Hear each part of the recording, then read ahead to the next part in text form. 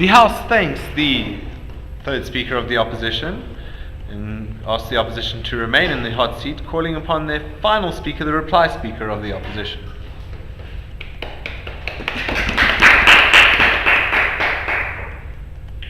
I'm back. The motion brought forth was this House believes that the apartheid was morally justified. Okay. But then the problem comes in where the proposition team fails.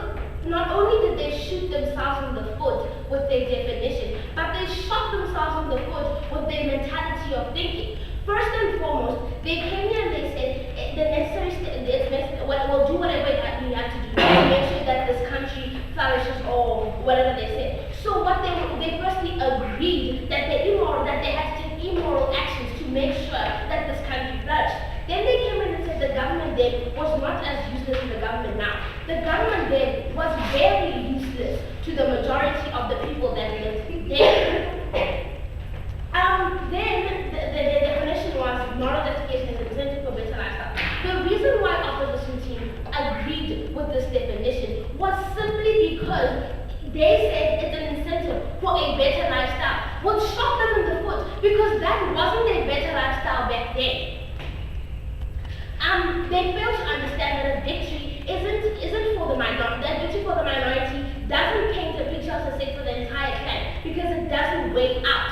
Then they failed to prove to us how back then life was sustainable. They failed to prove to us how back then the economy was stable. They failed to prove to us how back then people could eat on a daily basis. In fact, that point totally falls flat. All those points lie on the floor simply on the basis that they didn't bring points to us. They assumed because they can eat tonight, people 100 years, people 50 years from now could eat that night.